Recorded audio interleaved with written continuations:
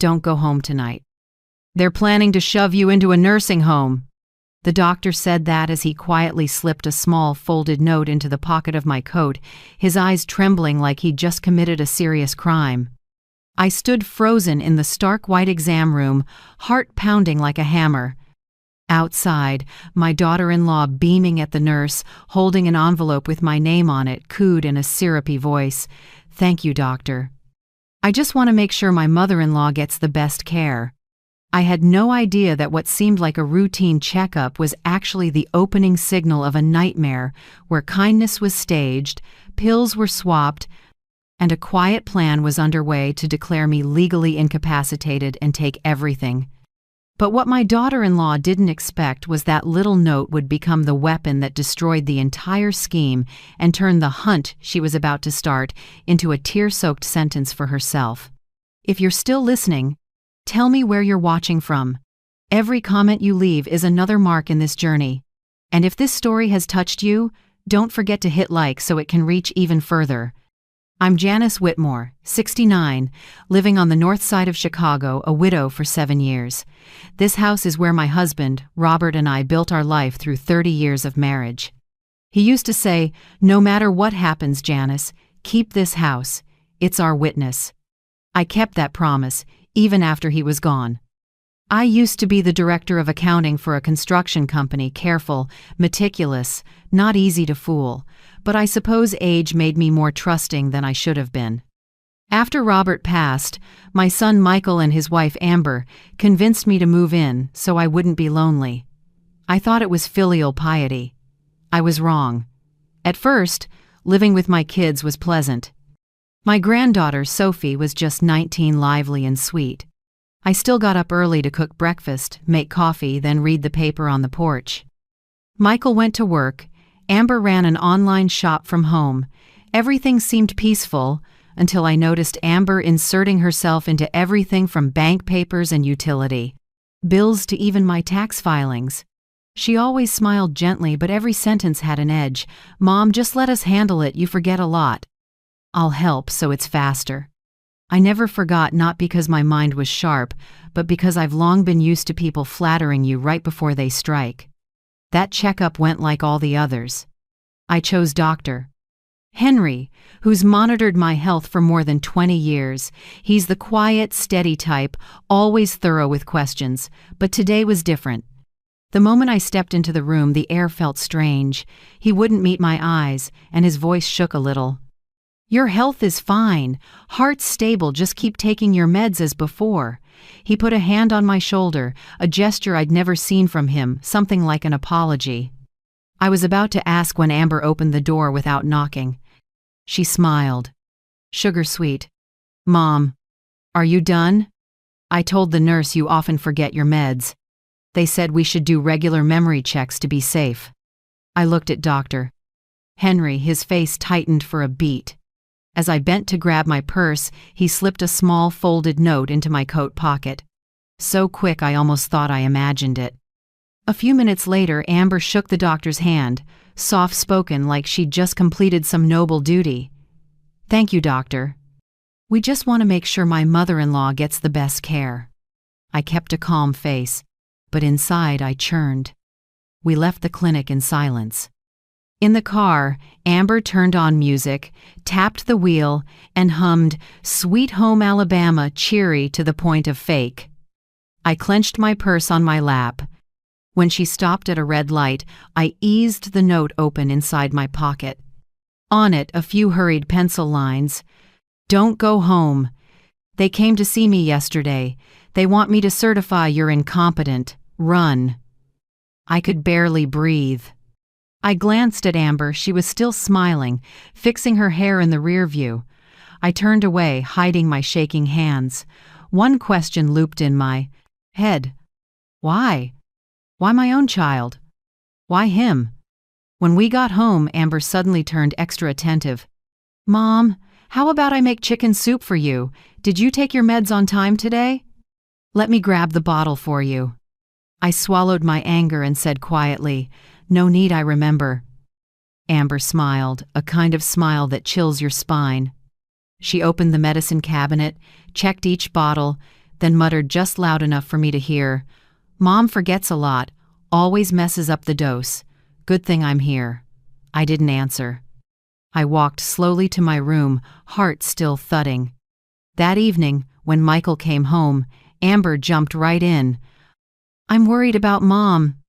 The doctor said her memory is weak. I think we should talk early about power of attorney." Michael wouldn't look at me, speaking with a calm that felt cruel. "Mom, you should consider it. It'll make things easier for us to arrange. You wouldn't want chaos if something happened, right?" I forced a smile. "Okay, I'll think about it." Amber shot him a look triumphant. I saw it all. That night I sat alone in the living room, holding Dr. Henry's note. Outside, wind hissed through the maples. The house that used to be warm felt strangely cold, as if it knew something terrible was coming. I opened the safe and looked at what was left of Robert's things, some insurance papers, stock certificates, and the financial ledger only I knew the code to. I put everything back carefully. A vague fear rose in me, but beneath it was a low, steady flame. I would not let anyone take what Robert left me. As I was getting ready for bed, I heard Amber and Michael in the living room. I stood behind the door, heart clenching. "Amber, if Mom signs the transfer, the house goes to you. I've got it ready. As for the insurance, we just need the doctor to certify she's incompetent and it's done." Michael, "You sure? What if she figures it out?" Amber, "She's old, doesn't remember anything, and if she does, I'll handle it, trust me." I went numb. It felt like someone was crushing my chest. I slipped back to my room, tears falling before I could wipe them. "Doctor." Henry's note in my hand was damp with them. I knew I had to do something, not for revenge but to survive. I opened the closet, took out a small suitcase, and packed only the most important things: passport, savings book, our old wedding photo, and a USB with the original will I'd backed up. Each item felt like a piece of my life being cut away, wrapped up, ready to leave the place I once called home. Before closing the suitcase, I looked around the room, every photo, every book, every cup. Everything still carried Robert's presence. I whispered to myself, "I'm sorry, Robert, but I won't let them erase me from my own life." I tucked Dr. Henry's warning note into my coat pocket and stood before the mirror. The woman there wasn't a frail old lady anymore. She was someone ready to fight for the truth. I knew that from this moment on, I wasn't Michael's mother anymore. I was a woman being hunted by her own family, and deep down, I sensed this war would end in tears, but not mine. In the days that followed, the air in the house grew suffocating. I began noticing the small details I used to overlook, details that, under the light of Dr. Henry's note, turned chilling. That morning, when I walked into the kitchen, I saw Amber holding my heart meds, oddly intent. She smiled when she noticed me. "Mom, you're up early." "I'm just checking your pills, didn't want them past expiration." I stepped closer and took the bottle. The label was brand new, the name matched, but the dose was listed at double my usual. I asked, keeping my voice even, "Who changed this label?" Amber smiled sweetly. "I took it to the pharmacy for you. The pharmacist said this one works better." "You forgot, didn't you?" "Works better." That phrase echoed in my head, like a nasty refrain. I knew I hadn't forgotten. I was pretending. I nodded, acting grateful, and when she turned away, I hid that bottle in a drawer and swapped back the old one. After that, Amber turned strangely thoughtful. She made breakfast, tidied my room, even brought herbal tea to my bed every night. But her voice was so sugary it raised goosebumps. "Mom, drink this so you sleep better. You've been forgetful lately, probably stress," I answered with a thin smile.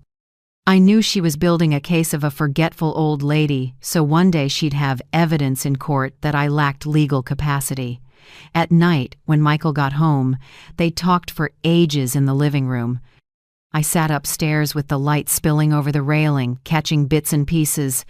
Assisted living, psychologist, Cognitive evaluation, the sooner the better. I shivered. They were preparing. Carefully. Step by step. A few days later, Michael started talking a lot about elder care, like he was comparing insurance plans.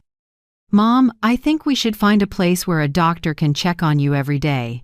Amber and I are busy. What if you faint? I read about a high-end nursing center in Evanston. There's a pool, a garden." I asked slowly, "You think I should go soon?" "I just want you to get better care." It sounded reasonable, but the way he avoided my eyes said otherwise. It wasn't concern, it was relief. I looked at Sophie. She sat quietly, afraid to speak. She used to chatter about school. Now she only forced a smile and slipped away. I knew Amber had planted ideas in her head. Grandma is declining, needs supervision. Isolation seeped into every meal. Even the clink of knife on plate sounded like cold metal. I realized this house wasn't a home anymore. It was a stage where I was cast as the senile grandma and they played the dutiful family. I decided to act senile for real. I accidentally called Amber Alice, our old neighbor's name. I asked the same question twice, pretended to forget the stove, even let water overflow onto the floor. Amber was thrilled. She started recording my scattered sentences. I noticed her phone always set to record whenever she was near me. Once, I peeked at the screen when she left the phone on the table. The recorder list had dozens of files named "Mom Forgets Again," "Confused About Date," "Talks Nonsense." I smiled to myself. "Record away, Amber. Soon you'll see what you actually captured." One night, I was lying in bed when I heard Amber on the phone in the hallway. The door was slightly ajar. Her voice came through clearly. "No, I don't want any more delays. She won't last much longer anyway. The longer we wait, the messier it gets." I went cold. "Won't last much longer," the words scraped my skin like a blade.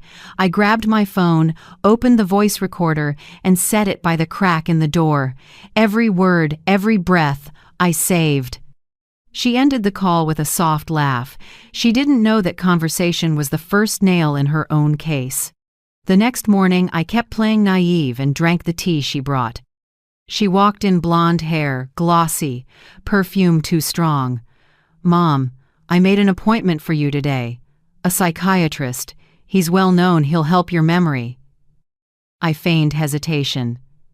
"Psychiatrist?" "I'm fine. It's just an assessment, simple. He'll ask a few questions." I nodded. Sometimes the best way to expose a liar is to let them believe you believe them. Amber drove me to a clinic in the suburbs. Small building, new sign, a doctor's name I'd never heard. The room felt icy, no medical files, just a desk, a computer, and a young man in glasses. He didn't look at me and spoke fast. "Do you forget often? Ever get lost in your own neighborhood?" Amber answered for me. "Yes. Last week she went to the market and forgot the way home." I smiled weakly. "Oh, sure. And I even forgot my husband's name." He didn't catch the sarcasm. He scribbled, then handed me a form to sign. A quick glance, nothing about memory testing. It was a general consent. But at the bottom there was a line for guardian signature. I pretended to lose focus and signed outside the box so my signature couldn't be used as evidence. Amber frowned and I murmured, "Sorry, my hand's shaky." As we left, she put an arm around me, voice sweet and sinister. "It's okay, Mom. Just a screening." "Let me handle it." I stared into the hallway mirror. An older woman with bright eyes holding a storm. I said silently, "Go ahead, Amber. I'll handle it too, my way." That night, I sat by the window listening to rain tick on the awning. Inside, Amber and Michael talked about taking a vacation. They laughed like there'd never been a note slipped into my pocket. I opened my phone and replayed Amber's line. "She won't last much longer." Her voice in the dark sounded hollow like a crypt. I gripped my phone. Time to bring in someone who knew the law better than they did. I opened my contacts and found Grant Meyer, the older attorney who'd helped Robert and me with investments years ago. I called. His voice was rough, familiar. "Janice? Long time. What's going on?" I swallowed, trying to steady the tremor. "Grant, I think my family is planning to hurt me." Silence for a few seconds. Then he spoke slowly. "Start from the top." And I did every detail, every odd thing Amber had done, every sign I'd missed before. When I finished, he sighed.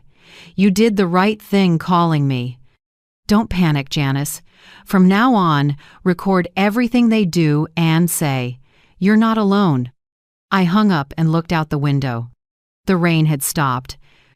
Streetlights reflected on the foggy glass, and in it I saw my face tired but clear. I knew the game had changed. If Amber wanted to make me the one who forgot, I'd make sure. She forgot what safety feels like. In the days that followed, the air in the house grew suffocating. I began noticing the small details I used to overlook. Details that, under the light of Dr. Henry's note, turned chilling. That morning when I walked into the kitchen, I saw Amber holding my heart meds, oddly intent. She smiled when she noticed me. "Mom, you're up early. I'm just checking your pills, didn't want them past expiration." I stepped over and took the bottle. The label was brand new, the name matched, but the dose was listed at double my usual. I asked, keeping my voice even, "Who changed this label?" Amber smiled sweetly. "I took it to the pharmacy for you. The pharmacist said this one works better." "You forgot, didn't you?" "Works better." That phrase echoed in my head like a nasty refrain. I knew I hadn't forgotten. I was pretending. I nodded, acting grateful, and when she turned away, I hid that bottle in a drawer and swapped back the old one. From that day on, Amber became unusually attentive. She cooked breakfast, cleaned the room, even brought herbal tea to my bedside every night. But her voice was so sweet it gave you goosebumps. "Drink the tea, Mom, it'll help you sleep. You've been forgetful lately, probably just stress," I answered with a thin smile. I knew she was slowly building the image of a forgetful old woman so that one day she could present evidence in court that I no longer had legal capacity. In the evening, when Michael got home, they talked for a long time in the living room. I sat upstairs with the light spilling over the banister, catching only a few words here and there. Nursing center, psychiatrist, cognitive evaluation, the sooner the better. I shivered. They were preparing, carefully, step by step. A few days later, Michael started talking a lot about elder care, like he was comparing insurance plans. "Mom, I think we should find a place where a doctor checks on you every day. Amber and I are busy. What if you faint?" I read about a high-end nursing center in Evanston. They've got a pool, a garden. I asked slowly. "You think I should go soon?"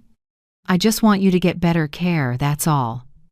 It sounded reasonable, but the way Michael avoided my eyes said something else. It wasn't concern, it was relief. I turned to look at Sophie. She sat quietly, afraid to speak. She used to chatter about school, but now every time she saw me, she only forced a smile and slipped away. I knew Amber had planted something in her head that Grandma was declining and needed supervision. The feeling of isolation crept into every meal. Even the sound of a knife hitting a plate felt like cold metal. I realized this house wasn't a home anymore. It was a stage where I was cast as the senile old woman and they played the decent family. I decided to pretend to be truly forgetful. I deliberately called Amber Alice, the name of an old neighbor. I repeated a question twice, pretended to forget to turn off the stove, even let water spill onto the floor. Amber was delighted. She started recording my scattered sentences. I noticed her phone was always set to record whenever she was near me. Once, I quietly glanced at the screen when she left the phone on the table. In the recordings list were dozens of files titled "Mom Forgets Again," "Confused About Date, Talks Nonsense." I smiled to myself. "Keep recording, Amber." Soon you'll see what you've captured. One night, I was lying in my room when I heard Amber talking on the phone in the hallway. The door was ajar, and her voice came through clearly. "No, I don't want to delay anymore. She won't live much longer anyway. If we wait, everything gets more complicated." I went numb. "Won't live much longer," the words scraped through my head like a pair of shears against skin. I grabbed my phone, opened the voice recorder app, and set it near the crack in the door. I captured every word, every breath. Amber ended the call with a soft laugh. She didn't know that conversation was the first piece of evidence for her own scheme. The next morning I kept playing naive and drank the tea Amber brought. She walked into the room, blonde hair gleaming, perfume way too strong. "Mom, I booked a doctor for you today. A psychiatrist. He's really well known, he'll help your memory." I feigned hesitation. "A psychiatrist? There's nothing wrong with me. You just need an evaluation, super simple. He'll ask a few questions." I nodded. Sometimes the best way to expose a liar is to let them believe you believe them. Amber took me to a clinic in the suburbs. A small building with a new sign, a doctor's name I'd never heard. The moment I walked in, a chill ran down my back. The room had no medical charts, just a desk, a computer, and a young man in glasses. He didn't look at me and spoke quickly. "Do you forget often? Ever get lost in your own neighborhood?" Amber stood beside me and answered for me. "Yes, last week she went to the grocery store and forgot the way home." I smiled weakly. "Oh, sure. I even forgot my husband's name." He didn't realize I was mocking him. He jotted a few lines and handed me a form to sign. I glanced over it, nothing about a memory test. It was a general consent form. But at the bottom there was space for a guardian to sign on behalf of the patient. I pretended to lose focus and signed outside the box so my signature couldn't be used as evidence. Amber frowned, and I softly apologized. "Sorry, my hand's too shaky." As we left, she put an arm around me, her voice sweet to the point of menace. "It's okay, Mom, just a checkup. Let me handle it." I looked straight into the hallway mirror. An older woman with silver hair, eyes bright but holding a storm. I whispered in my head, "Go ahead, Amber. I'll handle it too in my way." That night, I sat by the window, listening to rain tick on the awning. Inside the brightly lit house, Amber and Michael were talking about a vacation. They laughed as if no note had ever been slipped into my coat pocket by Dr. Henry. I opened my phone and replayed Amber's line, "She won't live much longer." Her voice in the dark sounded cold and hollow, like a crypt. I gripped my phone.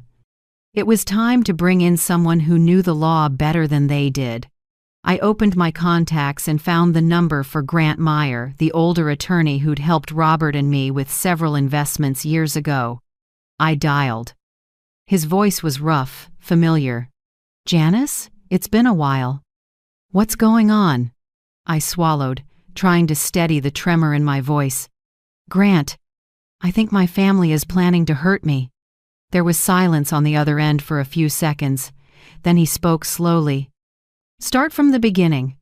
And I did every detail, every small thing Amber had done, every odd sign I'd missed before. When I finished, he sighed. "You did the right thing calling me. Don't panic, Janice. From now on, record everything you do and everything they say. You're not alone." I hung up and looked out the window. The rain had stopped. Street lights reflected on the foggy glass, and in it I saw my face tired but clear. I knew the game had changed. If Amber wanted to make me the one who forgot, then I'd make sure she forgot what safety feels like. The next morning, I met with Grant Meyer as scheduled. His law office was on the 12th floor of an old building in downtown Chicago, still smelling of oak and bathed in warm yellow light through the blinds. Meyer was past 70 now, hair mostly white, but his eyes were as sharp as when he represented my husband in investment deals. When I retold everything, he didn't interrupt, just sat with his fingers interlaced, nodding from time to time. When I finished, Meyer leaned. Forward, voice low and steady. I believe you. And I don't think this is just a family issue. He opened his laptop and asked me to provide copies of the documents Amber had helped me organize. I pulled a folder from my purse bank. Statements. Insurance. The house deed. Meyer read quickly, then stopped at a medical form with my signature. He tapped the bottom of the page, where a bold line read, "Patient shows signs of mild cognitive decline." His eyes darkened. "Did you ever sign this?" "No. I've never seen it." "That's what I thought." He grabbed his phone, called someone on his private investigative team, and asked them to check filings at the Cook County Court. In under 2 hours, the result came back clear. Amber had submitted a petition for guardianship of my estate, citing the mother-in-law's memory decline and lack of legal capacity. My heart thundered.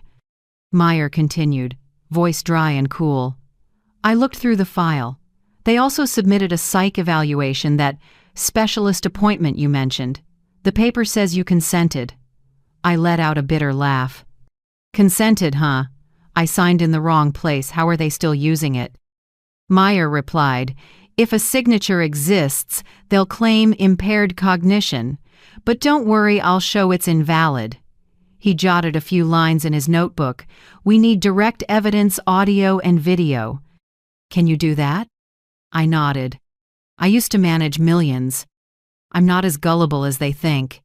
That afternoon, I went home and acted normal. Amber greeted me with a too bright smile, like she feared real light would crack the mask. "Where were you all day, Mom? I was worried." "I went to buy a few things." "I'm fine." She took my hand, eyes so tender it felt fake. "Please don't go far anymore. I'm afraid you'll get lost." I just smiled. In my head, a plan was forming.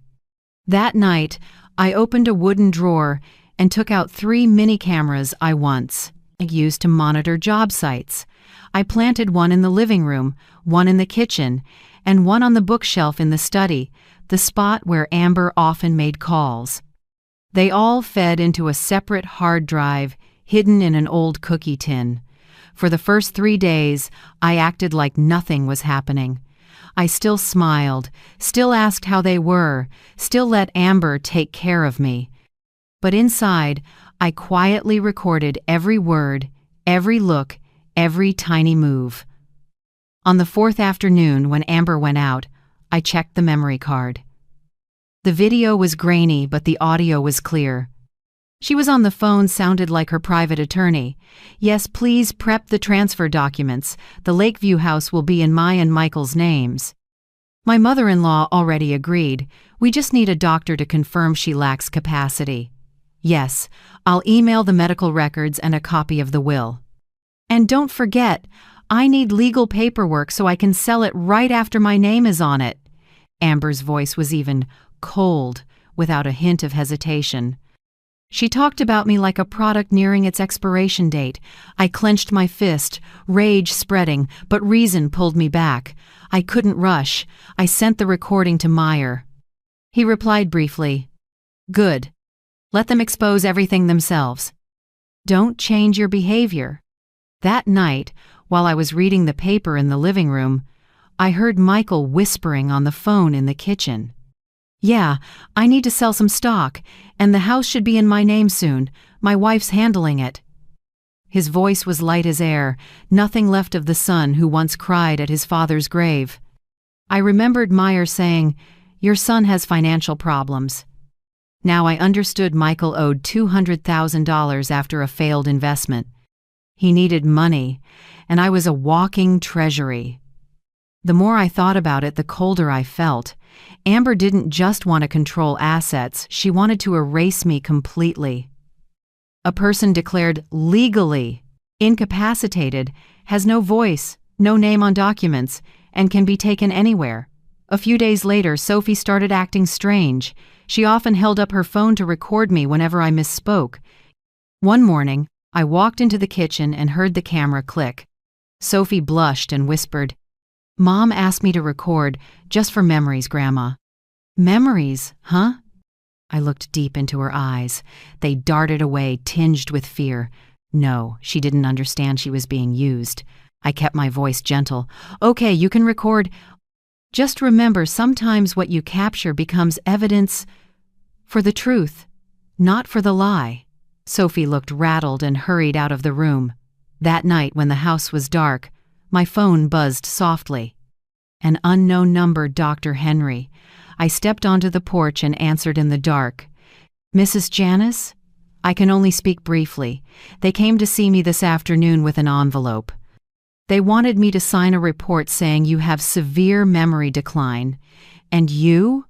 I refused, but I'm afraid they'll find someone else. You should leave before it's too late. His voice was urgent, carrying real fear. I thanked him, hung up, and stood silently in the night. On the empty street, the yellow lights stretched out like warning lines.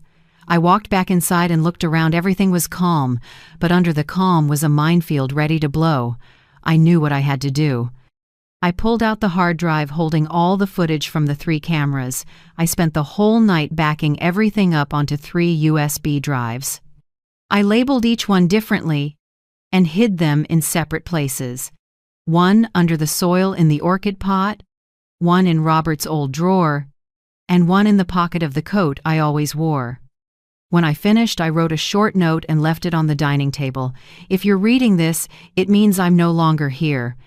Don't look for me. I set the pen on top, right next to our wedding photo.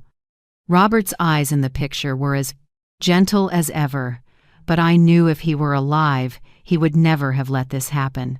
I changed clothes and took a small suitcase. Inside were only a few outfits: the savings book, my phone, and an old family photo. I glanced at the clock. 2 a.m. The house was silent, just the wind through the maples out front. I walked down the stairs slowly, my hand brushing the icy banister.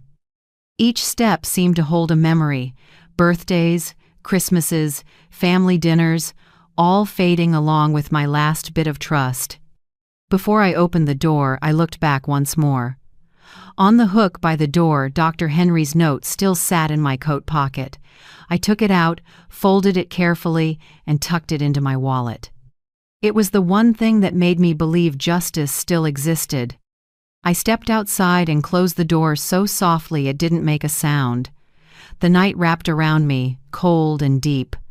But inside, a small light burned, the light of someone who wasn't afraid anymore. I rolled my suitcase along, the wheels on the sidewalk beating like the rhythm of a new beginning. I whispered to myself, from now on, I'm not running. I'm getting ready to show them what happens when the prey fights back. And with that, I disappeared from that house. No one knew, but when morning came, Amber would wake in an empty home, never imagining the prey she thought was cornered had started hunting back.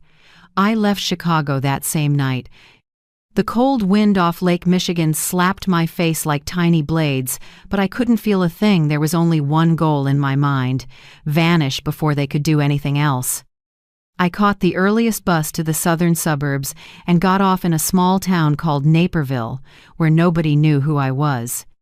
I rented a cheap room on the second floor of an old brick building, registered under the name Grace Walters, the name I once used for a bookkeeping class 40 years ago. The room was small, with a low ceiling and a single window facing the parking lot. The bed creaked, and the smell of damp and bleach mixed together, but I felt strangely at ease. I'd spent my life in nice homes, yet I'd never felt as free as I did now. No one knew where I was. Not Amber, not Michael, not even Sophie. I sat on a plastic chair, opened my old laptop, and logged into the emergency bank account Robert and I had set up. The funds were intact. I exhaled. At least they hadn't found this thread. 2 days later, Amber called the police. The first news I saw was on a local website: elderly woman with dementia missing, family fears for her safety. Below the post was my photo-kind face, soft smile from last year's birthday. I stared at myself on the screen, a lump in my throat. Part of me wanted to scream that they were lying. The other part gave a bitter smile because now Amber had tightened the noose she made for herself. She pretended to be worried, crying on camera, her hands trembling as she held my photo, voice breaking. My mother went somewhere in the night. She didn't take her phone, no money. If anyone sees her, please call us. Mom, I just want you to come home. Amber thought fake tears could hide her guilt, but the truth always finds its way back. Do you believe it that justice, even late, still arrives? Tell me how you feel in the comments. I sat in the dark motel room, watching that image on an old TV, feeling sad, angry, and strangely pitying all at once. Amber was a better actress than I'd thought. She knew exactly how to make the world believe she was the dutiful daughter-in-law worried about a confused mother-in-law, but there was one person she couldn't fool: Grant Meyer. From Chicago, Meyer kept working quietly. He contacted a private investigator, a former cop named Harris, to team up. Meyer called me on the safe number we'd set, one ring, then hang up, like a signal that everything is fine. 3 days later, he sent an encrypted email. Amber opened an additional credit card in your name. Total debt, $18,600. We've collected the evidence. I trembled reading that line. She didn't just want the house, she wanted to destroy my name and credit, to turn me into someone legally incapacitated in the eyes of the law. I replied briefly, "Thank you. I'll stay quiet." Saturday night, I turned on the TV for the news. On screen was Amber, light makeup, red-rimmed eyes, hands clasped during a live interview. "I just hope someone helps us find my mother. She could be out there, lost, not remembering who she is." She paused, bowed her head, voice catching. Next to her was Michael, looking tired, but without a single real tear. A ticker ran along the bottom. "Whitmore family asks community to help find missing person." I looked at my own eyes on the screen and felt a stab inside.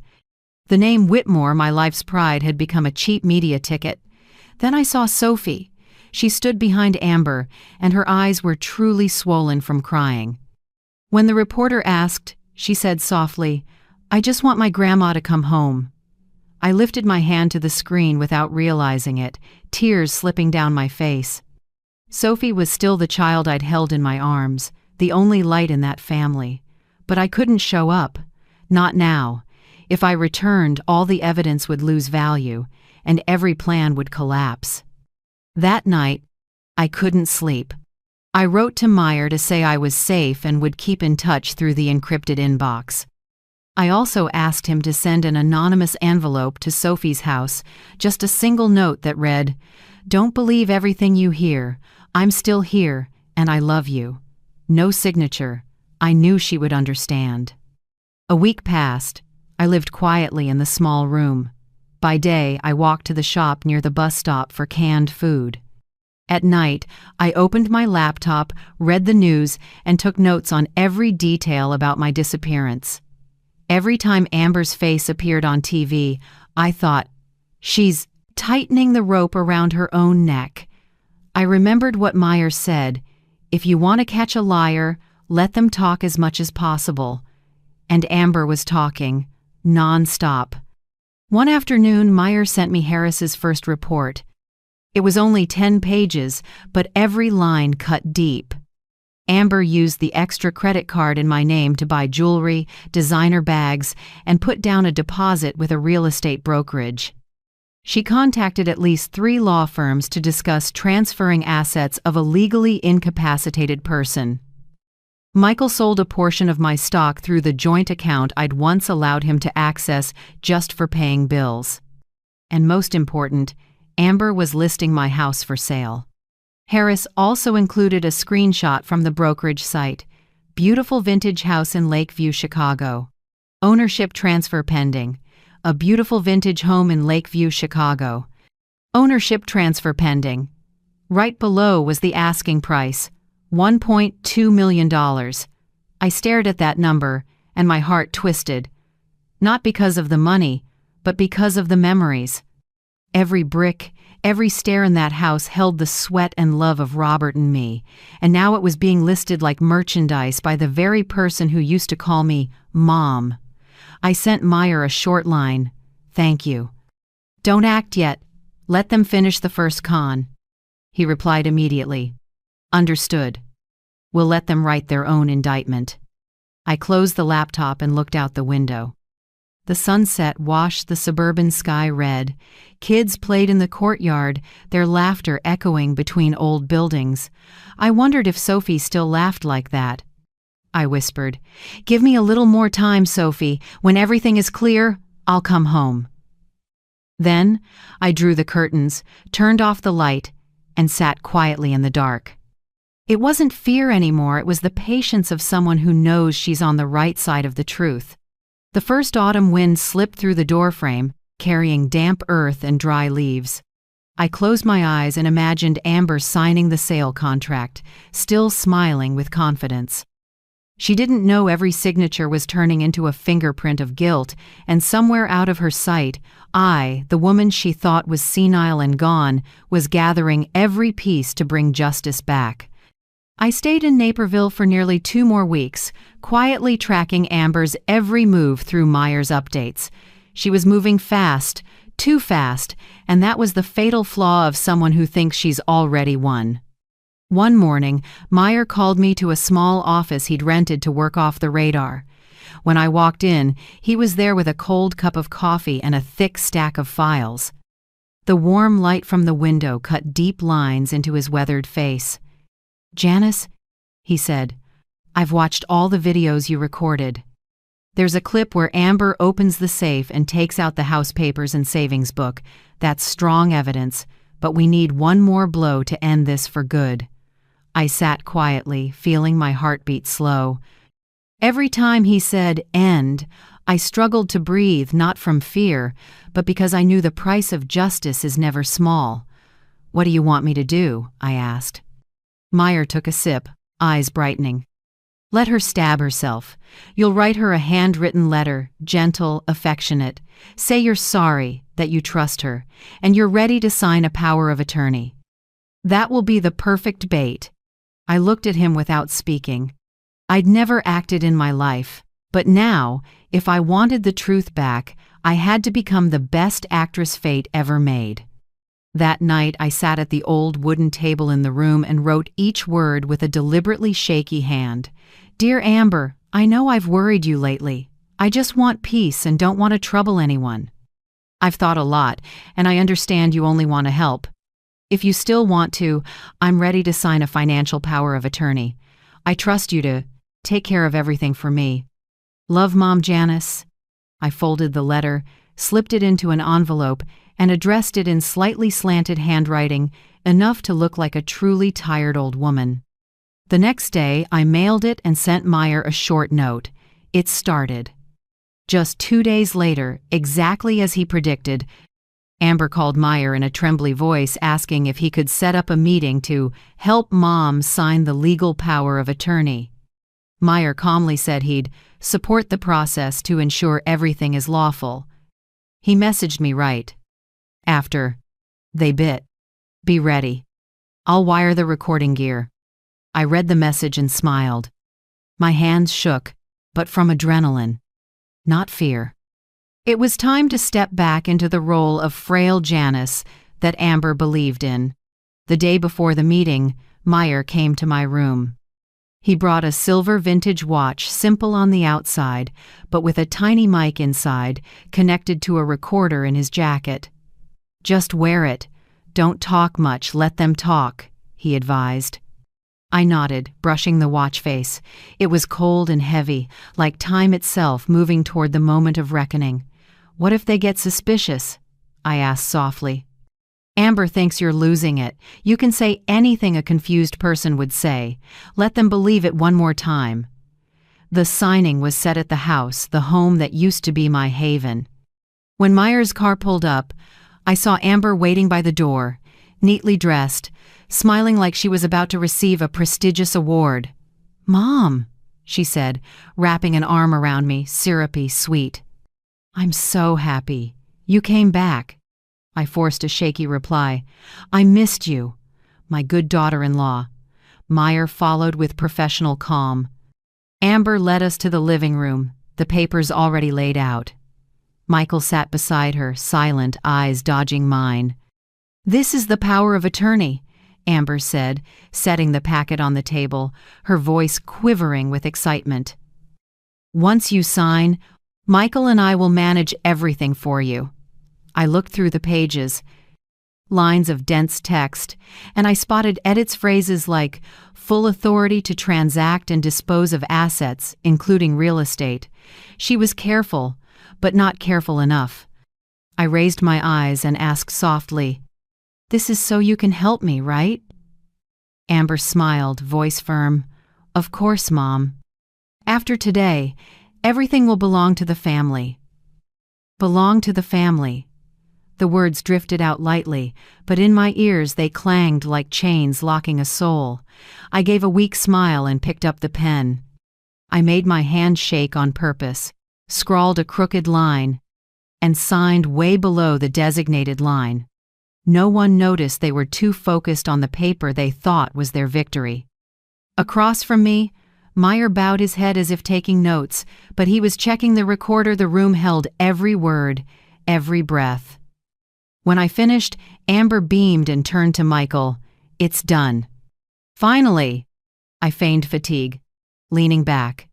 "Can I rest now?" "Of course, Mom. You rest. I'll take care of the rest." I stood slowly and lightly touched Michael's shoulder. He couldn't meet my eyes.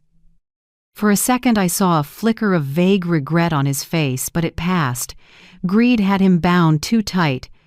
I stepped toward the door, then looked back at Amber, her face glowing with triumph, and murmured, "Thank you for helping me understand everything." She didn't get it, just smiled. "I always want what's best for you." The door closed, and Meyer followed me out. In the yard, he spoke quietly, eyes gone cool. "It's all recorded. The police get a copy in the morning." I drew a deep breath and said nothing. The lake breeze carried the smell of dead leaves. I looked up at the roof, once a safe place, now a crime scene of betrayal. As the car pulled away from Lakeview, I glanced back one last time. Dusk washed the house in amber light, the windows glowing like a candle about to burn out. I knew that when the sun rose tomorrow, Amber's life would never be the same. Meyer drove in silence. At the corner, he handed me a USB drive. "A copy of the video. You should keep it." I took it, my hand a little unsteady. "Thank you, Grant. Not just for justice, but for believing me." "No, thanks needed. I help the people who deserve it," he said with a faint smile. Then added, "As for her Amber, she just signed her own sentence." I looked out as the streetlights blinked on, one by one. In that light, my reflection looked older, more tired and stronger than ever. Amber thought she'd won, but today was the day she started to lose. And I, the weak prey in her mind, had finally turned that weakness into a steel trap, snapping shut on the scheme right in the traitor's laughter. That morning, Chicago wore a cold gray like ash. I sat in the back of Meyer's car, watching the bare trees slide past the window. He gripped the wheel, eyes steady. We had waited weeks for this, the moment when justice would stop being abstract. "Are you sure, Janice?" Meyer asked quietly. "I've been sure since the day they signed that paper," I answered, calm. Ahead was the Lakeview house, the home once full of laughter, now hung with a sign, "For sale, open house today." Little flags fluttered in the wind. On the porch, I heard Amber chatting with an agent. She was still smiling, still confident, still believing the world fit in her hand. I didn't need to hide anymore. Today I would walk in as the true owner of this house and close the nightmare named Amber Whitmore. 2 plainclothes officers came with Meyer. They rang the bell, and seconds later the door opened. Amber, in a sleek beige dress, froze when she saw me. Her smile hardened. Her eyes went wide. Her lips moved, but no sound came out. You dared to set me up?" I looked at her evenly. No, Amber. You set yourself up. I just waited for you to walk into it. The air turned heavy. Michael stepped out of the living room with his phone in hand and stopped dead when he saw me. His face drained, then twisted into confusion. Mom, I thought it was all done. Never, Michael, I said. Not even close. I walked into the house. Everything was as I remembered: the green rug, our wedding photo on the wall, Amber's perfume lingering in the air. But instead of comfort, I felt only cold, as if I were entering a stranger's home. The officers read the order. Miss Amber Whitmore, we have a warrant to search and seize all devices and documents related to suspected fraud, forged medical records, and asset theft. Amber went pale, stepping backward. What? Is this a joke? I'm just handling legal procedures for my mother-in-law. Meyer didn't say a word. He simply opened his leather briefcase, took out a thick stack of files, and set it on the table. Here's the evidence. Falsified medical records, a guardianship petition with your signature, and the recording of the signing that the police and I supervised. Amber shook her head and gave a bitter laugh. No, you're making this up. She's delusional. She invented all of this to get back at me. Meyer didn't respond.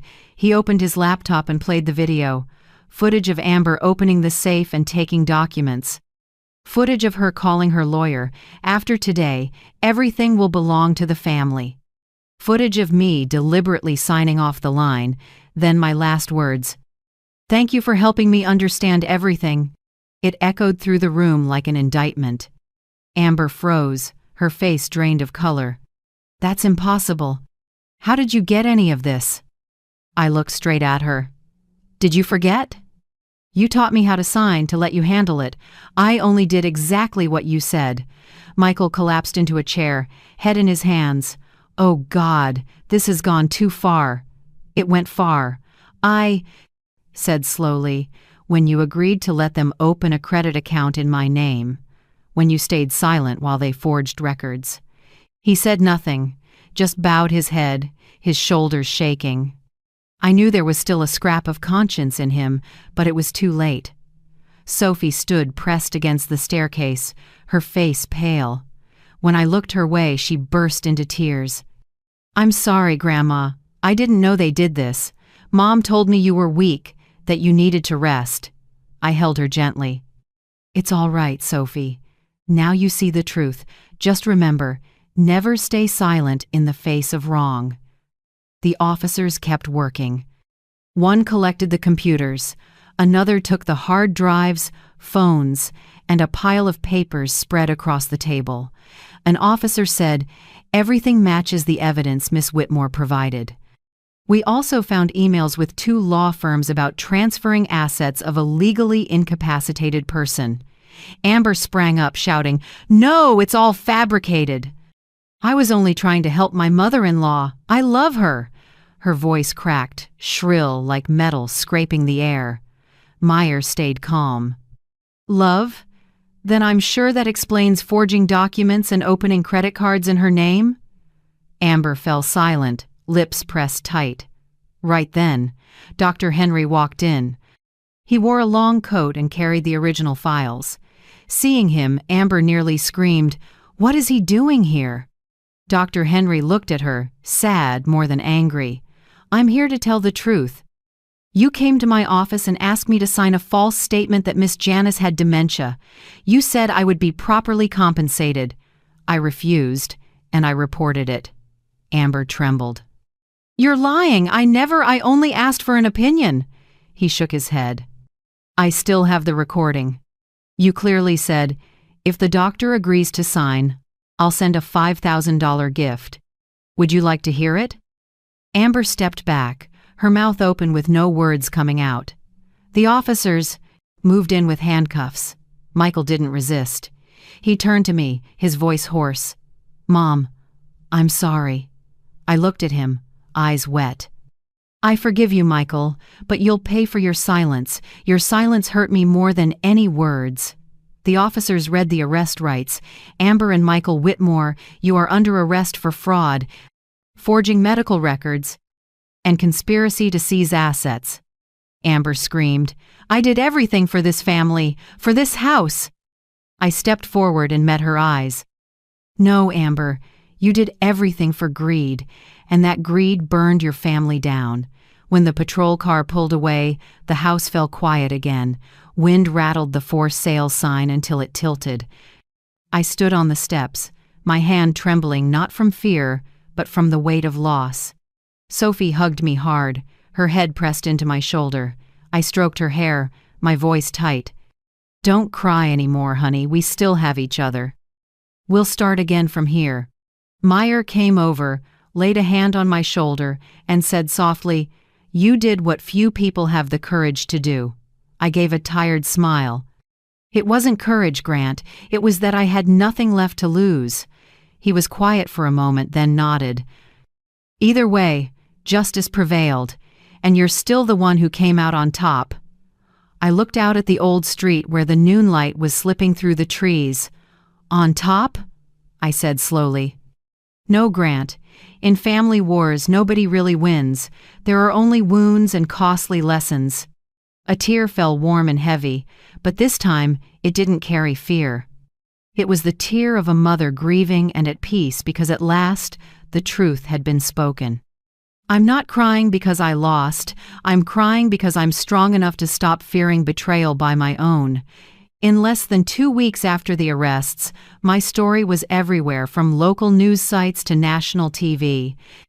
Headlines blazed across bright screens. A 69-year-old mother exposes daughter-in-law's plot to seize assets. Elderly woman exposes daughter-in-law's elaborate inheritance fraud. At first, I stayed quiet. Plus, I didn't want to be at the center of a media storm. But then I realized this wasn't just about my life. It was about thousands of others. People who'd been deceived, used, pushed out of their own homes just because they were old and too trusting. One morning, a national network invited me onto a show called Truth Uncovered. The host, a sharp, middle-aged woman, asked me, "Miss Janice, what kept you from collapsing when you discovered your family's betrayal?" I gave a small smile and looked straight into the camera. Because I knew if I stayed silent, people like them would keep hurting others. I couldn't save my son's marriage, but I could save other mothers from the same tragedy. The interview aired on Saturday night. I didn't expect it, but within 24 hours the clip hit more than 2 million views. The comments poured in, "She's proof that justice still exists." "My son took my pension too, now I know I'm not alone. I hope we all find the courage Miss Janice has." I read every line, eyes blurring. Not out of pride, but because my pain had finally become a voice for the forgotten. In the days that followed, I received hundreds of letters and emails from older adults across America. A 72-year-old man wrote, "My daughter forged my signature to take out a loan. I thought I was the only fool. Now I know I'm not." A woman in Texas shared, "My son-in-law forced me to sign a power of attorney. You gave me the courage to speak up." I spent many nights reading them, heartbroken and grateful. I understood that my story was no longer a private tragedy but a warning to society about elder abuse within families. But Amber didn't stop. From the detention center, she hired a PR firm to fight back, spreading claims online that I had episodic memory loss, that I was manipulated by attorney Meyer to fabricate the story. A few tabloid sites began posting murky headlines. "Is Miss Janice really lucid?" "The truth behind the victim who exposed her daughter-in-law." I read them with a bitter taste. The world prefers doubt over belief, especially when the truth-teller is an older woman. But I wasn't angry. I only felt pity because they didn't understand I didn't need words to prove anything. I had the truth. Meyer visited and set a packet on the table. "They want to play public psychology. Let me handle the media." I shook my head. "No, Grant, I want to do it myself." The next day, I released the results of an independent psychiatric evaluation from a major hospital. It stated plainly, "Patient Janice Whitmore, clear cognition, no signs of dementia. Mental state stable, responses logical and lucid. I posted it with a short line on social media. I don't need anyone to prove I have a memory. I just need everyone to know that the cruel usually want us silent. Within hours, public opinion flipped. News outlets amplified the evaluation. Comments flooded in. She's more clear-minded than the rest of us. Amber's just trying to drag others down with her. Protect Miss Janice. This is more than a case, it's a model. Support surged. Advocacy groups for seniors reached out, inviting me to speak in campaigns about financial abuse in families. Sophie, the granddaughter I feared might be lost forever, finally came. She found me on an autumn afternoon, eyes swollen but steady. "Grandma, I want to talk." We sat in a park where wind moved through bright red leaves. With trembling hands, Sophie pulled out an envelope. "I signed a witness statement. I'll tell everything I saw. I owe you that." I squeezed her hand. "Thank you. I don't need you to pick a side just to pick what's right." She nodded, tears falling. I knew a piece of this. Family's soul could still be saved. With Sophie's testimony and new evidence, Meyer proposed moving the case to criminal court. He said, "This isn't just a civil dispute over property. This is a crime. They must face justice like anyone else." I agreed, though my heart was heavy. I never imagined my son's name would appear in a criminal file, but justice that excludes family isn't justice at all. One afternoon, Meyer walked into my home and laid down an envelope with the court's red seal. "The criminal trial is officially set, June 15th. I touched the paper. It felt cold as metal. That day, I would no longer be a silent mother. I would be the witness to my own life, a woman betrayed and underestimated, who stayed clear-headed enough to reclaim her name. I looked up at Meyer, my voice steadier than ever. "Good. That day I won't cry. I'll speak for everyone who's been treated like me." Outside, early summer wind carried the scent of lavender from the small garden. I knew the road ahead was long, but the darkness had begun to recede. And this time, I would walk into court not as a victim, but as a woman carrying the light of truth. June 15th came faster than I expected. That morning, Chicago shone bright, the kind of light people call the light of truth. I stood before the Cook County Courthouse, gripping Robert's old leather wallet. Meyer stood beside me, calm as always, though I sensed a deeper gravity in his eyes. "Are you ready?" he asked. "I've waited for this day too long," I answered, oddly calm. The courtroom was packed. The gallery held reporters, cameras, and older folks who'd written to support me. Many carried small signs, "Justice for Janice." As I entered, I saw Amber at the defense table. She wore a black dress, hair pulled back, makeup light. Her eyes darted away. Beside her sat Michael, gaunt, hands trembling. I drew a deep breath. In that moment, I felt the bitter truth of this tragedy. Everyone here had once been family. When the trial opened, the prosecutor rose, voice firm. "Your Honor, this is a case of fraud, falsified medical records, and organized asset theft. The victim, Miss Janice Whitmore, was targeted by her own daughter-in-law and son, who used sophisticated methods to strip her of all control over her property. Today, we present the evidence." Amber sat still, hands clenched. When invited to speak, she stood, voice tight as if to cry. "Your Honor, I'm not a criminal. I only wanted my mother-in-law to be better cared for. She forgets things, often can't remember if she took her medication. I did this out of concern." Her voice shook, but no tears fell. A murmur ran through the gallery. I looked at Meyer. He gave a slight nod, let the truth speak. The prosecutor hit play, and a large screen lit up. First video, Amber swapping the label on my heart medication, doubling the dosage, then her opening the safe, pulling papers, and making calls. Next, the signing scene with her voice clear as day. "After today, everything will belong to the family." The courtroom went silent. The prosecutor turned to Amber. "Do you deny this is your voice?" Amber bit her lip and said nothing. Myers stood and spoke slowly. "This video was recorded legally by Miss Whitmore and me, with law enforcement oversight. Not a single detail was edited." A soft ripple of reaction moved through the audience. Then it was Michael's turn on the stand. He looked like someone who hadn't slept in days, sunken eyes, voice so low he needed the mic. I admit I was wrong. I let Amber control me. She said if I didn't help, she'd leave me and take Sophie. I was weak. I was wrong." The prosecutor asked, "Do you know that forging documents and defrauding someone of their assets is a criminal offense?" "I know, but I thought no one would find out." I looked at him, my heart splitting. In my memory, Michael was a good boy who loved books and helped me bake. Now there was only a man bowing his head in shame. Sophie was called next. She wore a white shirt, hair tied low, clutching a stack of papers. Standing before the court, she trembled, but her voice was clear. "My grandmother has never had dementia. She's more clear-headed than all of us. My mother made everything up. I only did what she said because I was scared," the judge asked. "Do you have any evidence for your statement?" "Yes. I heard my mom talk with my dad about making Grandma seem confused.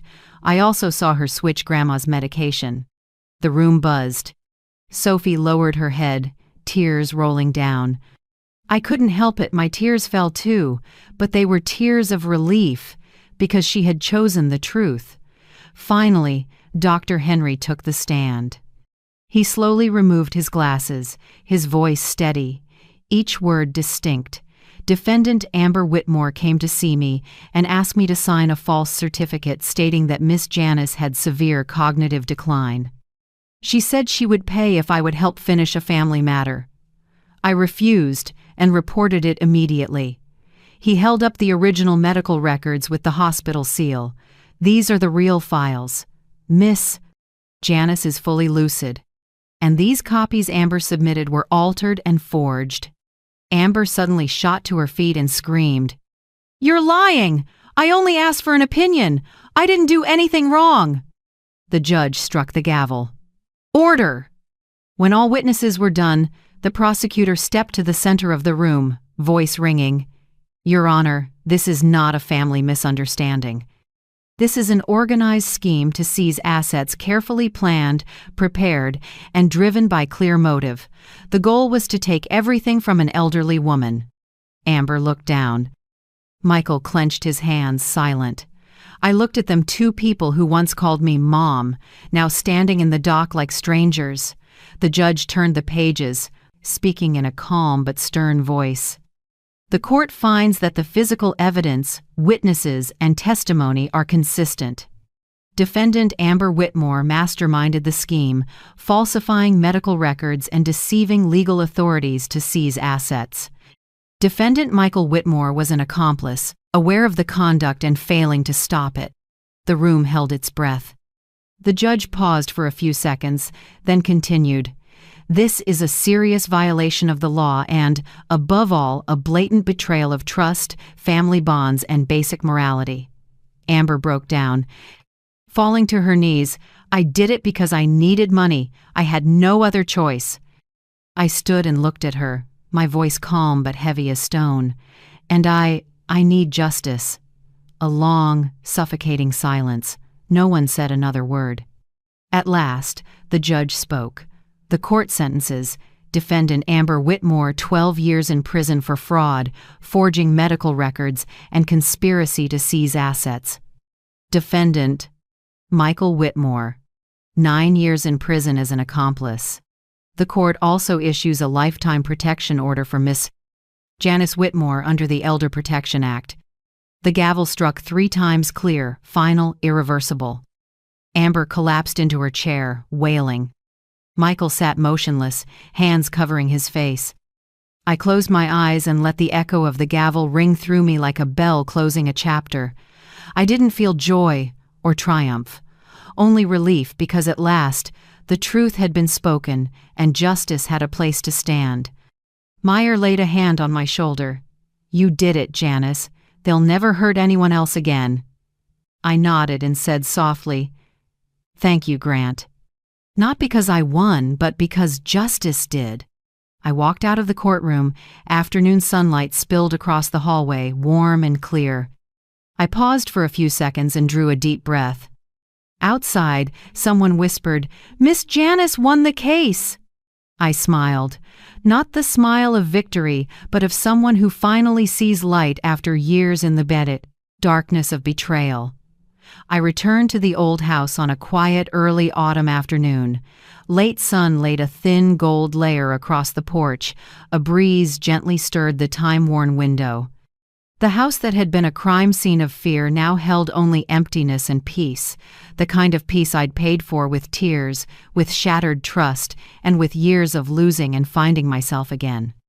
I walked slowly through the living room, my hand brushing the armchair where Robert, my husband, used to read the paper every morning. Dust veiled our old wedding photo, but his eyes still looked at me as kindly as ever. I spoke in my heart, "It's over now, Robert. I kept our home, and more than that, I kept myself." Sophie moved in with me. She wasn't the naive college kid led around by her mother anymore. She was different now, grown, grounded, with a courage in her eyes I'd never seen before. In the mornings, we made coffee, tended the roses out front, and sorted through old files. At night, we sat together while she helped me finalize the legal work to restore the title to my name and set up long-term protections. Once, while stacking papers, Sophie said quietly, "Grandma, I've read all the articles and comments about you. People call you a symbol of justice." I smiled gently. "I'm no symbol, Sophie. I'm just an old woman who refused to let others speak for me." She hugged me and whispered, "To me, you're a hero." But I knew my story couldn't end with the sentence. I didn't want the pain to sink and be forgotten like so many other cases. I had been a victim. I knew how lonely that felt. So I started the Silver Shield Foundation to provide legal, emotional, and financial support for older adults abused by family. Meyer helped with the paperwork. Dr. Henry advised on medical matters. At first it was just 3 of us, then dozens of volunteers joined. I opened a hotline so people cheated by their children, kicked out of their homes, or pressured to sign papers could call for help. The first meeting took place in my living room, with 12 older women from all over. Their stories mirrored mine painfully. Sons taking savings, daughters-in-law swapping medication, threats from their own families. I listened to each one, no judgment, just held their hands and said, "You are not weak. You just need someone to say, 'I believe you.' And today, I'm here to say it." One morning, a handwritten envelope arrived. Inside was a letter from Dr. Henry. His handwriting was neat, leaning slightly to the right. "Miss Janice, I only did what was right, but you turned it into something extraordinary. I've been a doctor for more than 30 years, and I've never seen courage that earned my respect like this. Thank you for reminding me why I chose medicine in the first place, to protect people from injustice, not only from illness." I folded the letter, tears slipping down. Not just from emotion, but from realizing that every kind act, however small, reaches farther than we imagine. As Silver Shield's counseling settled into rhythm, many came to me for advice. A 74-year-old woman from Ohio said she was afraid to sue her son because he's blood. An 80-year-old man admitted he'd signed over his house just to keep my son from being mad. I didn't tell them to seek revenge. I said, "Justice isn't about letting hatred win. Justice is about not disappearing from your own life." Many hugged me and wept. Some returned months later, squeezing my hands in thanks. For the first time in years, I felt my pain had purpose. I learned something deep. The scariest thing isn't losing money, it's being made to believe you're worthless. Amber had tried to make me believe I was old, confused, and useless. She nearly succeeded if I hadn't opened that small paper. Dr. Henry slipped into my coat pocket. Now I keep that paper in a little wooden frame by my bed, not to relive the past, but to remind myself never to stay silent before injustice, no matter how small. Life now is simple. In the mornings, I make coffee and read the paper with Sophie. In the afternoons, we walk the dog in the park. Sometimes, someone recognizes me and comes to shake my hand. "You're Miss Janice, right?" "Thank you. Your story gave me the courage to stand up." I just smile. I didn't do anything big. I only told the truth. I'm not afraid of being alone anymore. Loneliness can be a gift. It gives you space to hear your own heart. One evening, while we watched the news, Sophie turned to me, eyes shining. "Grandma, they're calling you the grand heroine, the hero of the forgotten." I laughed and patted her head. "Hero, nothing. I'm just someone who knows when to say, enough." Sophie hugged me, voice small but sure. "To me, you'll always be my hero." I squeezed her hand and looked out the window, streetlights shimmering like stars. In that moment, I knew my life had come full circle. No more bitterness, no more fear, only gratitude and the belief that light always wins over darkness. I reclaimed my life not through revenge, but through peace. That night was unusually quiet. The house held only the steady tick of the clock and warm yellow light on faded walls. I sat at the desk with a blank sheet of paper, an old fountain pen, and a steaming cup of tea. I meant to write a letter not to send, but to finally say what I had never fully said. "Dear, I kept our home." Just 7 words, and my tears fell. This house is sweat and youth, the winters, when you worked extra night shifts to finish the mortgage. The summers we painted the fence and planted the maple by the porch. I remember each piece of memory, the morning you took me outside and smiled gently, saying, "Never sign anything if you don't fully understand it." Back then, I laughed and thought you were too cautious. Who could have known that one reminder would save me decades later? Without you, without that line, I might have signed the power of attorney, lost everything, the house, my name, and myself. I kept writing, slowly, as if talking to someone still sitting across from me. "You know what? It's over now. Amber and Michael have paid the price. But I'm not angry anymore. In this house, there is only peace, the peace you always wanted for me." I set down the pen and looked around the living room. Our wedding photo was still in its old place, and beside it, something new. The paper Dr. Henry slipped into my pocket. I'd placed it in a small wooden frame next to your picture, not just because it saved me, but because I want it as a symbol of warning and kindness. Every time I look at it, I hear Dr. Henry's trembling voice from that day. "Don't go home tonight. They're planning to put you in a nursing home. If he hadn't had the courage to warn me, I wouldn't be here. I wouldn't have had a chance to reclaim my life. I used to think only grand gestures could save someone, but no, sometimes a small warning can save an entire life." Many nights I still see you in my dreams, standing on the porch, in soft yellow light, smiling as you always did. You don't say anything, just nod, as if to tell me, "I know, you did it. I believe you're still watching, somewhere, quietly smiling." I don't cry when I think of you anymore. My heart softens, like a warm hand resting on my shoulder.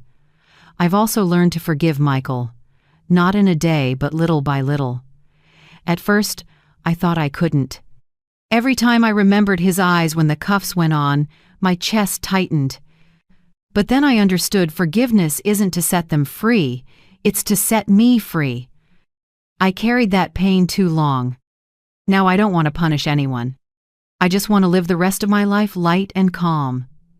Sometimes Michael writes from prison short letters in scrawled handwriting. "Mom, I'm sorry. I don't expect your forgiveness, just that you won't hate me." I've never replied, but I keep them all, because deep down, I know when someone can say, "I'm sorry," they've begun to pay.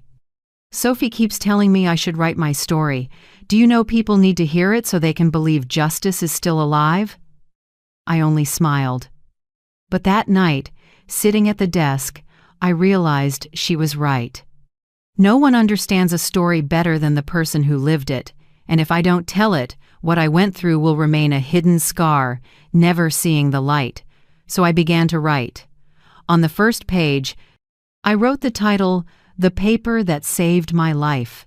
The memoir isn't a tale of pain, it's a thank you to the husband who taught me clarity, to the doctor who dared to speak truth, to Attorney Meyer who stood by me, and to the granddaughter who chose justice.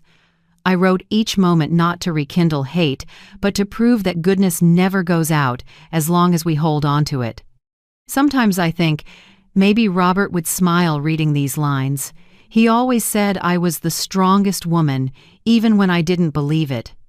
Now maybe for the first time in my life I understand what he meant. It was late.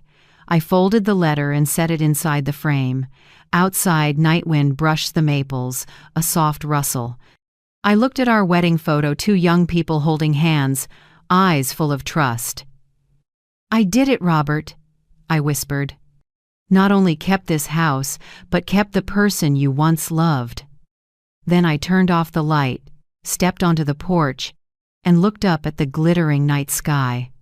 Maybe, somewhere among the stars, you're still looking down, still watching me, and smiling. I didn't expect that just a few weeks after my story was published in magazines and aired on TV, hundreds of letters would start arriving at my home. They came from all over America, from crowded cities to quiet small towns. The mail carrier knew me so well, he smiled every morning. "Mrs. Whitmore, there's another whole bag of letters today." I spread the letters out on the kitchen table, the smell of new paper mixing with the scent of morning coffee. Each envelope was a life voices once pressed down, now rising through shaky lines of ink.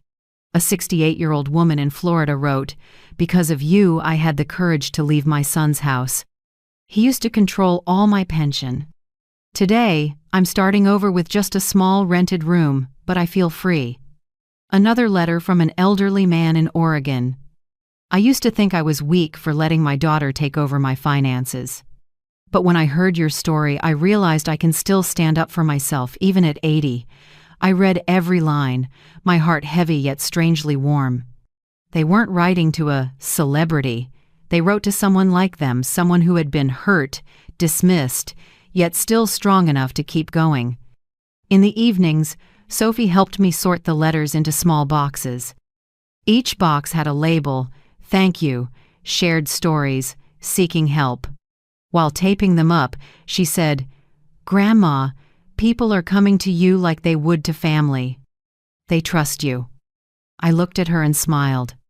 I'm not a therapist, and I'm no hero. I'm just someone who used to be scared and learned that fear fades only when we dare to speak. From those letters, a new idea took shape. Sophie suggested we create a website just for older adults facing abuse. "Grandma, we can use the internet to connect them. You tell stories so well you can write guides and share what you've learned." I hesitated. Technology has never been my strength. But Sophie smiled. "Don't worry, I'll handle the tech. You just speak from the heart." And so, Silver Shield Online was born, a small space filled with hope. We shared articles, hotline numbers, legal rights guides, and true stories from people who had overcome. In only 3 months, the site reached more than 10,000 visits. Every day, messages arrived. "Thank you, now I know I have the right to say no. I called the hotline you posted. They helped me find a safe place to stay." I sat reading with tears streaming down. Not from sadness, but because everything I had been through finally meant something. The Silver Shield Foundation also grew stronger than ever. Many young attorneys volunteered. Community organizations reached out to partner. Some businesses even funded branch offices in 4 other states. I never imagined that one day I, a woman once dismissed by her own family as useless, would become a voice for those forced into silence. Speeches, workshops, TV interviews. I didn't shake anymore. Whenever I stood on stage and saw faces lined with age but lit with hope, I said something simple. Getting older is not a sentence. It proves you survived every storm. And you still have the right to be respected. People quoted that line everywhere later on. I wasn't interested in titles, but when they called me the lady who fought back, I just smiled softly. No, I didn't fight to win. I just survived. And yet, deep down, I knew I had won. Not over Amber or Michael, not in court or in the press, but over the fear in my own heart, over the helplessness, the shame, and the silence that bound me for so many years. Over the idea that I'm too old to start again. Now each morning, I open the window, let the breeze lift the curtains, and watch sunlight spill across the old wooden floor. I brew a cup of tea, read a few new letters, and begin the day with a smile. My life is no longer loud, but it's full of meaning. And when someone asks me, "Are you proud to have become an inspiration to thousands?" I answer gently, "No, I'm not an inspiration, I just survived, but sometimes survival is a victory." At night, Sophie reads me the newest comments on the site. Someone writes, "Miss Janice, you made me believe that old age still has a voice." Another sends a photo, smiling after leaving an abusive home. I listen, my heart warm as a small fire. I look out the window, dusk has fallen, the garden washed in orange light. I say softly to Sophie, "Do you see? We're not just saving people, we're helping them believe they still deserve a good life." She squeezes my hand, smiling. I look at her, the granddaughter who once stood on the wrong side, now my strongest companion, and I know I didn't just survive, I truly won. On the last evening of autumn, I stood in the wings of a large auditorium in downtown Chicago. The red velvet curtain slowly opened, lights flooded the stage, and the applause rolled like waves. Before me were hundreds of faces, people who had followed my story for years. Some were young, but most had silver hair like mine, their eyes shining with understanding. This was the final speech of my life. I stepped to the podium, holding the old, yellowing paper, the one Dr. Henry gave me, the paper that changed everything. The soft light fell over every wrinkle, every trace of time, but I no longer felt old. I felt fully alive, free, and whole. I told the story not as a tragedy but as a journey. The journey of a woman who had been betrayed and dismissed, yet learned to stand up and turn pain into strength. Whenever I mentioned those moments, the night I fled, the trial, the instant Sophie held my hand, the entire hall grew still. Some wiped their eyes, some clasped hands tighter. I heard quiet sobs from the front row, where an older woman held a notebook close. When I finished, I bowed. Suddenly, the whole hall rose. Applause crashed like a waterfall. I couldn't speak, just stood there, looking at those moved faces, seeing my former self in each of their eyes. I lifted the old paper, my voice trembling but clear. Justice isn't only found in a courtroom. It begins the moment we dare to say, "Enough." When we stop being afraid, stop staying silent, and refuse to let anyone decide our worth. I paused and unfolded the paper, the ink blurred by time. "Don't go home." 4 words that once terrified me now made me smile. Because "don't go home" saved my life and made me who I am today. I realized that sometimes betrayal isn't an ending, but the way life pushes us out of places we no longer belong so we can see a strength we never believed we had. When the event ended, I returned backstage and sat quietly for a moment. Outside, the first light of a winter dawn began to shine through the window. I closed my journal, my memoir, the paper that saved my life, and set it on the table. I looked out at a Chicago still bustling yet peaceful and whispered, "I'm no longer a victim. I'm the one telling the story. No more fear, no more tears, only a simple faith that justice never grows old as long as someone still stands up." Thank you for staying with me to the very end. If you have ever witnessed injustice, been hurt, or been silenced within your own family, please share your story in the comments. I want to hear your voice, because your story might save someone just as that small piece of paper saved me. And if this story touched your heart, please click like, subscribe, or share this video so more people will know that justice doesn't depend on age and courage is never too late.